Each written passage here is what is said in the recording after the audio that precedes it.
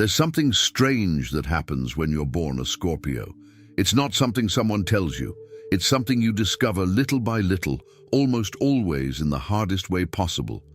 You start to realize that you feel more than others, that you see things that no one else seems to notice, that you connect in such a deep way that sometimes it hurts. And for a long time you carried this as if it were a problem, as if there was something wrong with the way you were built. But what if I told you that there's nothing wrong, that everything you tried to control, diminish, hide, the intensity, the sharp radar, the heavy silence, the difficulty in trusting, is precisely the evidence that you were built with a precision that most people will never understand? There's a reason why Scorpio carries the weight it carries, and it has much more to do with love than with punishment. Not the gentle, easy, consequence-free love. The other kind. The love that forges. The love that doesn't spare. The love that chooses someone to carry what others can't, because it knows they will endure it. You're going to understand this today, not in the way you expected, but in the way you needed to. Let's start at the beginning. Not with the pretty part, with the real part. You were made for what breaks others. This isn't empty praise. It's a technical description of what happens when a Scorpio enters an environment, a relationship, a crisis. Some people break. Some people run away. Scorpio stays, not because they're masochistic, not because they don't feel pain, but because there's something inside them that recognizes the pressure as familiar, as if the weight of the world weren't exactly new.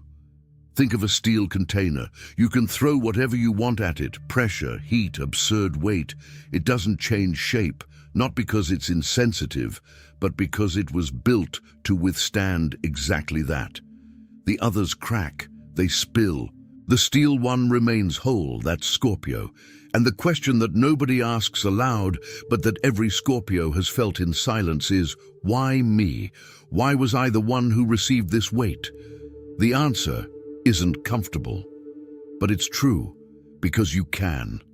Because you have within you a capacity to endure, to process, to transform that most simply don't have.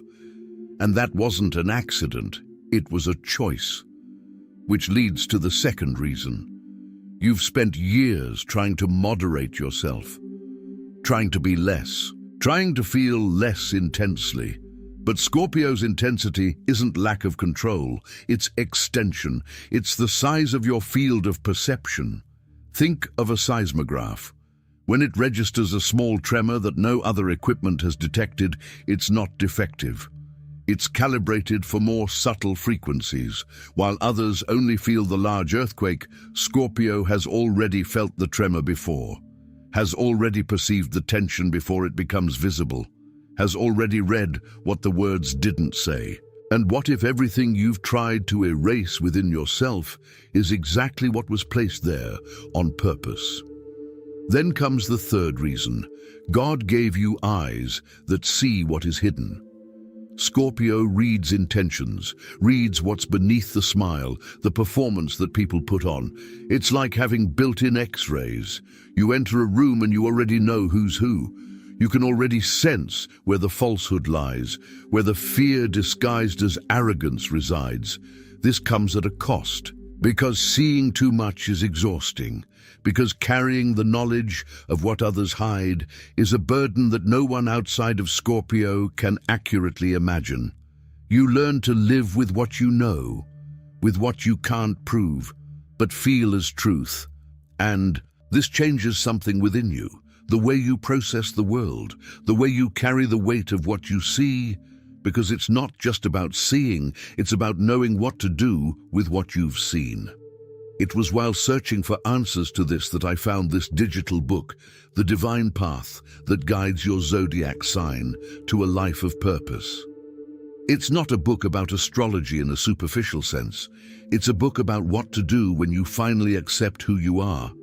When you stop fighting against the depth that defines you and begin to use it consciously. For Scorpio, who always knew there was more beneath, beyond everything, everyone, themselves. This book speaks in a language that finally makes sense, not because it simplifies, but because it goes deep, because it doesn't stay on the surface of the sign's characteristics.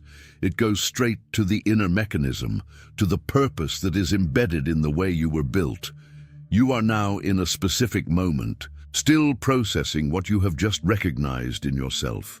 Still with that active discomfort, the discomfort of someone who has seen something true and still doesn't know exactly what to do with it. And it's precisely at this point that waiting doesn't help. Insight that lacks direction vanishes. Clarity that doesn't translate into action disappears. The link is in the first pinned comment.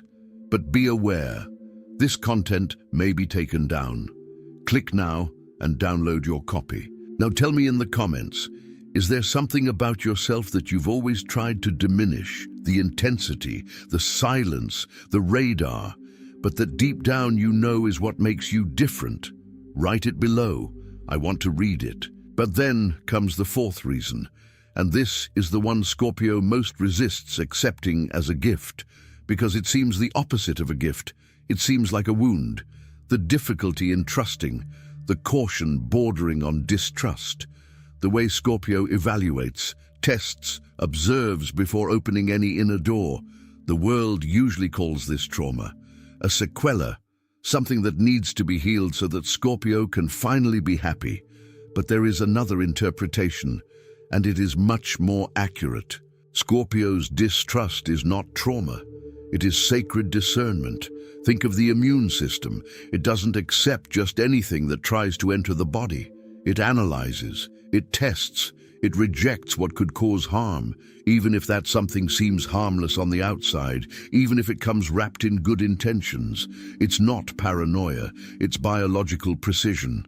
The body knows how to distinguish what nourishes from what destroys. Scorpio works this way with people, with relationships, with environments, with opportunities.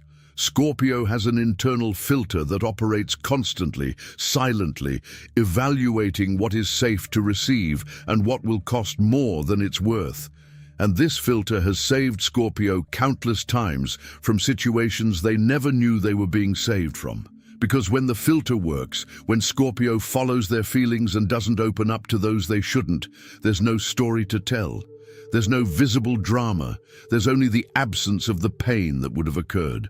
The problem is that this filter sometimes operates late in the relationships that matter most, because Scorpio also feels deeply, and when they feel, the intensity clashes with discernment, creating that state every Scorpio knows, wanting to open up and not being able to, knowing that the person might be real and still not letting go completely. It's not a contradiction. It's the system working exactly as programmed, protecting what is most valuable, the core, the part that, if truly wounded, takes a long time to rebuild. And it is precisely here, in this space between wanting to open up and not being able to, that the divine path that guides your zodiac sign to a life of purpose enters in a way that few books manage to. Because it doesn't tell you to trust more. It doesn't tell you to lower your guard.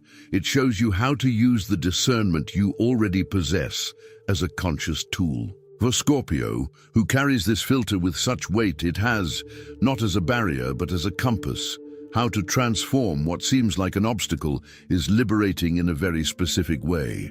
The link is in the first pinned comment. The last copies are running out. Click now and begin your journey towards the clarity and genius you deserve. The fifth reason goes a little deeper into the timeline, because to understand why God loves Scorpio so much, you need to look at endings, at everything that ended, at everything that went away, relationships, phases, versions of yourself. Scorpio knows loss in a way that goes beyond momentary feeling. You know loss as a structure, as a cycle, as something that always returns with different faces, but with the same essence. Something that existed ceases to exist, and Scorpio needs to continue in a way that it doesn't yet know how. And here's what nobody tells you about it. Each of these losses was training, not punishment, not abandonment. Training. Think of a phoenix, a creature that is reborn from its own ashes. But the new phoenix isn't born automatically. It goes through fire. Fire is mandatory. And the phoenix that doesn't yet understand that fire is part of the process suffers in a way that the experienced phoenix no longer suffers, because the experienced one already knows. On the other side of the ashes, there's always something new. Scorpio is a phoenix that has been through fire so many times that it should have stopped being surprised by the heat. But Scorpio's heart is too intense not to feel each burn as if it were the first. And this, strangely, is part of the present. Because whoever learns not to feel the fire loses the ability to recognize rebirth. Scorpio feels everything. And that's why each rebirth has a weight, a clarity, a depth of meaning that those who have passed unscathed will never know. There is also what remains after the loss. The version of Scorpio that emerges on the other side of each cycle is simply not the same, but less naive. It's another one, with new edges, with a perception that didn't exist before, with an ability to recognize the value of things that only develops in those who've already experienced their absence. Each loss you experience was not divine abandonment, it was preparation for something that demands a version of you that the previous version couldn't carry. And it's impossible to reach the new version without first letting the old one go. This is the invisible mechanics of Scorpio's cycles. And she always had a destiny. The sixth reason is the one that most confuses those observing Scorpio from the outside, and sometimes it confuses Scorpio itself, which doesn't quite know how to explain what it's doing when it does this. Silence. That specific Scorpio silence that isn't emptiness, that isn't coldness, that isn't indifference, but from the outside, it seems like all of that at once. The world has misinterpreted Scorpio's silence for a long time. It interpreted it as arrogance, as rejection, as walls erected for no reason. But Scorpio's silence is, in fact, the place where it processes everything. It's where raw emotion transforms into something with form. It's where internal chaos finds a structure before going out into the world. Think of the bottom of the ocean. Is there nothing there?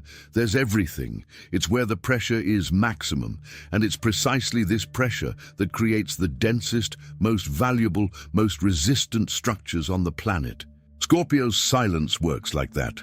Beneath the calm, sometimes disturbingly calm, surroundings a process that no words could translate in real time.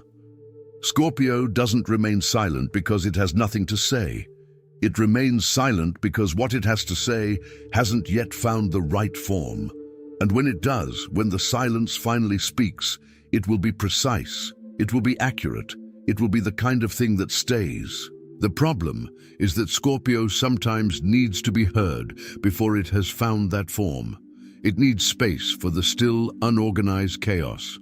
And few people can be present at that frequency, in the middle of the process, before the conclusion, before what makes sense. And this specific solitude, that of being too deep to be accompanied in the process, is one of the most characteristic marks of someone built to operate in waters that most cannot dive into. This silence that carries so much weight, this depth that isolates before connecting, has a direction when you learn to use it consciously. That's exactly what the divine path that guides your zodiac sign to a life of purpose talks about, in a way that goes straight to the core, not about how to communicate better, about how to transform the depth that defines you into real purpose, something that doesn't isolate you, but anchors you. For Scorpio, who always knew there was something important beneath the silence, but didn't always know what to do with it, this book is the map. The link is in the first pinned comment. The last copies are running out. Click now and begin your journey towards the clarity and genius you deserve. The seventh reason shifts the angle slightly, because up until now we've talked a lot about what Scorpio carries within itself. Now we need to talk about what happens around Scorpio, because there's a phenomenon that every Scorpio has experienced without being able to explain it properly. People change when they're with them, not always in obvious ways, not always in pleasant ways, but they change. Relationships with Scorpio tend to force a kind of honesty that people avoid for the rest of their lives, because Scorpio doesn't let anyone stay on the surface for long, not out of malice, simply because Scorpio's presence is dense enough to dissolve the performances people use with everyone else. And this catalyzes, transforms, sometimes without anyone asking, sometimes without anyone wanting. Think of a chemical catalyst, a substance that accelerates reactions between other substances without itself being consumed in the process. It doesn't change, but nothing is the same after it passes through it. That's exactly the role Scorpio plays in the stories of those who cross their path. Scorpio is the catalyst, the tipping point, the presence that forces transformation in others and constantly in oneself as well. But the catalyst also needs to be cared for. It also needs to be recognized for the work it does. Because there is something very specific about Scorpio's exhaustion that isn't physical, that doesn't resolve with sleep, that no one from the outside can accurately diagnose. It's the exhaustion of someone who is constantly transforming their surroundings without it being named, without it being recognized, sometimes without it even being noticed. And here lies the weight that wasn't visible before. Scorpio's exhaustion sometimes doesn't just come from what they themselves are experiencing. It also comes from everything they are transforming around them, from the emotional weight of the environments they traverse, from the people who found something in them that they didn't know they needed to find. Scorpio is porous in this sense, and learning to discern what is theirs and what belongs to others is one of the most subtle and important tasks this sign has ahead. And we arrive at the eighth reason, the last one, the one that closes the circle of everything that has been said here. God's love for Scorpio is read in the marks that remain, not in the parts that were spared, in the marks. Think of a marble sculpture. The marble doesn't choose where the chisel strikes. You have no say in the process. It suffers each blow as an interruption, as a loss of a piece of itself. But it is precisely where the chisel strikes that the form emerges. It is precisely where it cuts that what was hidden inside the marble finally appears. The sculpture doesn't exist despite the blows. It exists because of them. Scorpio was chiseled, with precision, with intention, with a hand that knew where to strike because it knew what was inside. And each wound, each cycle of loss, each forced rebirth, each burdened silence, each moment of painful discernment, all of this was the chisel doing its work, revealing what was there from the beginning, not creating something new, revealing what had always been inside. God's love for Scorpio is not manifested in the absence of difficulty. It manifests in the certainty that difficulty always had a purpose, that the weight wasn't random, that the intensity wasn't an accident, that the depth wasn't an exaggeration. It was a choice. It was a plan. It was a specific form of love that doesn't protect from pain, but ensures that the pain was never in vain. You are Scorpio. You were forged. You were chosen to carry what demands real strength to bear. And everything you've lived through, every transformation, every loss, every rebirth was part of a construction you are still discovering, not in a hurry, not with certainty about every detail, but with the clarity now that nothing was in vain, and that the love that built all of this wasn't small. It was exactly the size of who you are. This path, understanding that each cycle had intention, that each mark was a project, is what the divine path that guides your zodiac sign to a life of purpose takes you on. Not as theory, but as a practical map for what comes after understanding. For Scorpio, who always knew there was a purpose behind everything, but didn't always manage to find it, this book is both the arrival and the departure point. The link is in the first pinned comment. The last copies are running out. Click now and begin your journey towards the clarity and genius you deserve. You've made it this far, and that already says something about who you are. Scorpio doesn't passively consume content. When something resonates, it goes deep. When something touches a true point, it stays. Thank you for staying, for letting these words reach where they did.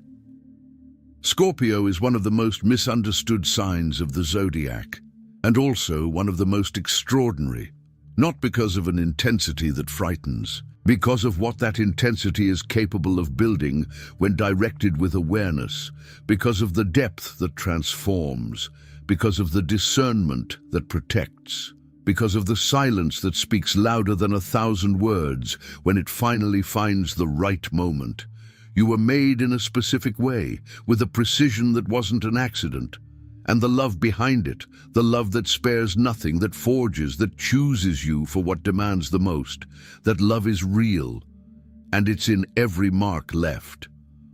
In every version of you that survived the fire, in every rebirth you didn't believe you could achieve, and did. Take good care of who you are. Few were built like that.